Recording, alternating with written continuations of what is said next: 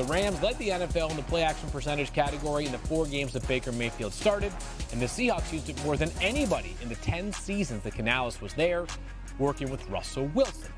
All right, so he comes somewhere, does Dave Canales, from where Geno Smith improved last season, Yep. Dan. Do we think that Baker can be this year's Geno Smith? He can. Okay. And this is how he would have to do it. Number one, and this is what Geno did great last year, take the free and easy completions that this offense is going to build in for. That's different than play action. The bootleg game, both to his right and to his left, getting his hips flipped. And 3, he's got to own the play action game. You just talked about it, them not doing a lot in Tampa Bay last year. That is a foundational aspect of this offense. You got to be great with the easy ones. You got to own the movement game and master play action. If Baker does that, he can start to resurrect his career.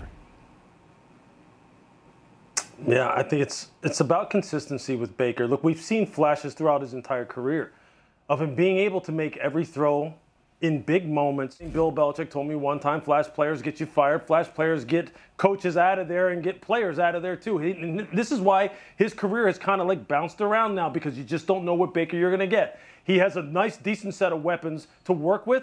He has an offensive system that obviously has been proven that it allows quarterbacks, as Dan just said, to kind of get easy completions while also being able to hit shots down the field. Now, can he do it consistently with a football team where it has been set in terms of how quarterbacks need to play and what they expect out of that position by the great Tom Brady? I'm not saying Baker Mayfield needs to be Tom Brady, right, but he's following a legend, and they expect a certain standard down there now. And remember now, this was the #1 pick of the draft at one point in time. Yeah. So understand that we haven't forgotten that now, Baker Mayfield.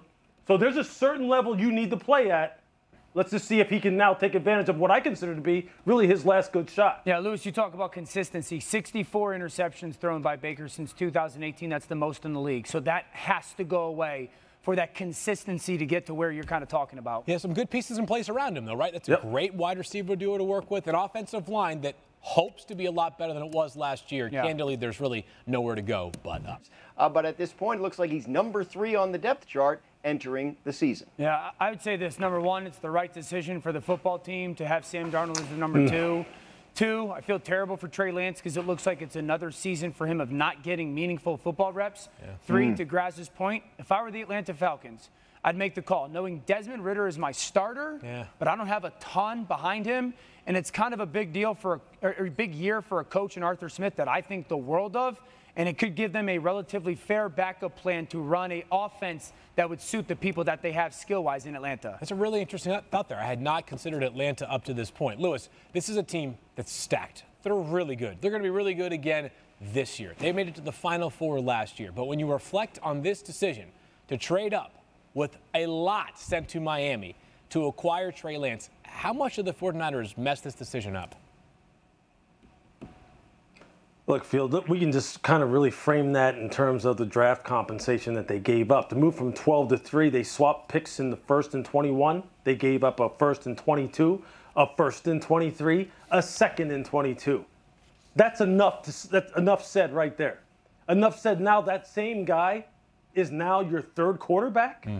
Your 3rd quarterback, and now has lost his job to Mr. Irrelevant. To talk about it being Mac Jones and then it switching to Trey Lance, and then there was a lot of speculation about internally. There was disagreement about who the people wanted, who exactly wanted who, who did the coaches want versus who did the scouting department want.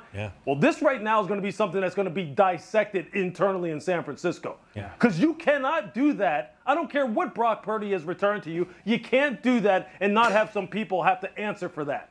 You just simply can't. Yeah, I mean, it's a fantastic what if, and you know, Brock Purdy is certainly going to play good, serviceable football, and they might win the whole thing this year because the roster is just that good. But it's still hard not to think about what could have been with Mac Jones or somebody else at pick 3. By the way, the plot thickens here. As new on NFL Live, our 49ers reporter Nick Wagoner is reporting that Lance was not on the field at the team's practice today, at least at the beginning of the practice that is available to the media.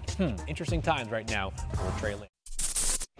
Thank you for watching ESPN on YouTube. For live streaming sports and premium content, subscribe to ESPN+.